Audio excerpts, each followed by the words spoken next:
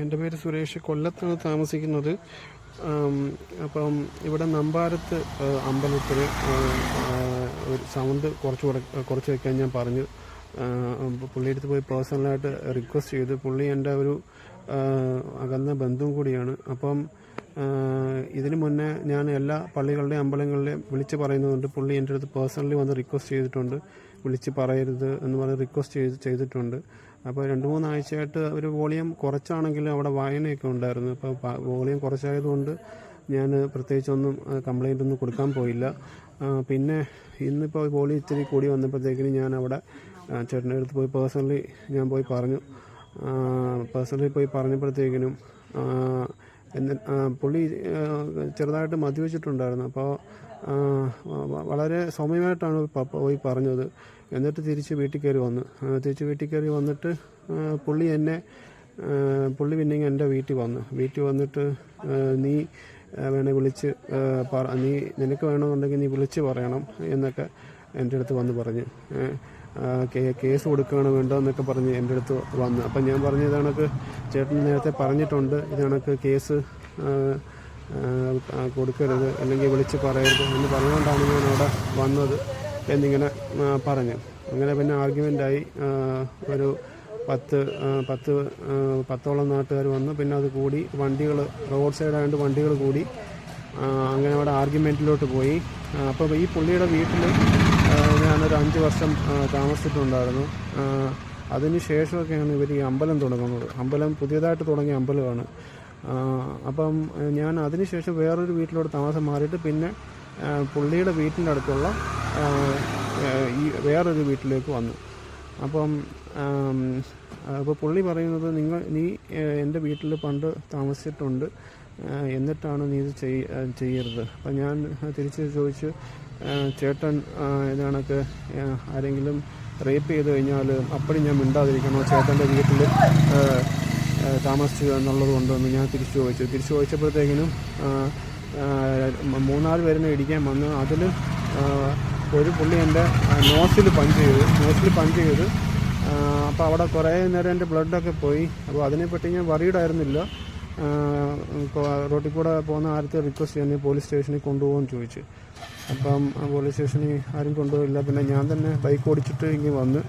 അപ്പോൾ അവർ പറഞ്ഞത് ക്ലീൻ ചെയ്യാതെ എടുക്കാൻ പറ്റത്തില്ല എന്ന് പറഞ്ഞു. അങ്ങനെ ഞാൻ ക്ലീൻ ചെയ്തിട്ട് ഇവിടെ വന്നിട്ട് പരാതി കൊടുത്തു. അപ്പോൾ ഇതാണ് ഇവിടുത്തെ മതങ്ങളുടെ ഒരു പൊതുരീതി. ഇതിൻ്റെ അകത്ത് പ്രത്യേകം ശ്രദ്ധിക്കാനുള്ളത്, ഇത്രയും ഹീറ്റഡ് ആർഗ്യുമെൻറ്റ്സിൽ ഒരു നേരം പോലും ഞാൻ അവരെ ആരെയും തെറി വിളിച്ചിട്ടില്ല. പക്ഷേ ഈ വിശ്വാസികൾ എന്ന് പറയുന്ന ദൈവത്തിൽ അടിയുറച്ച് വിശ്വസിക്കുന്ന ഇവരെല്ലാവരും എല്ലാവരും അല്ല, അതിൽ അറ്റ്ലീസ്റ്റ് ഒരു 3-4-5 പേര് എന്നെ പലവട്ടം തെറി വിളിച്ചു. അതൊന്നും എനിക്ക് വിഷയമായിരുന്നില്ല. ബിക്കോസ് എൻ്റെ കാര്യം ആണ് എനിക്ക് മുഖ്യം. അപ്പം ഇതാണ് ഇവിടുത്തെ ഒരവസ്ഥ. ഇതെൻ്റെ നേരത്തെ വീഡിയോയുടെ ഫോളോ അപ്പ് വീഡിയോ ആണ്.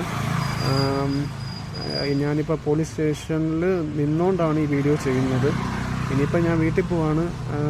ഞാനിപ്പോൾ ഏതെങ്കിലും ചാനലിൽ ഇത് കൊടുക്കാൻ പറ്റുമെന്നുള്ളത് ഞാൻ പരിശോധിച്ചു. പക്ഷേ ആരും ഫോൺ എടുക്കുന്നില്ല. അപ്പോൾ അതുകൊണ്ട് ഞാനിപ്പോൾ സ്വന്തമായിട്ടൊരു വീഡിയോ ചെയ്യുകയാണ്. ഇത് മാക്സിമം എവിടെയെങ്കിലുമൊക്കെ വിടുക. ഇതാണ് ഇവിടുത്തെ ഒരു അവസ്ഥ.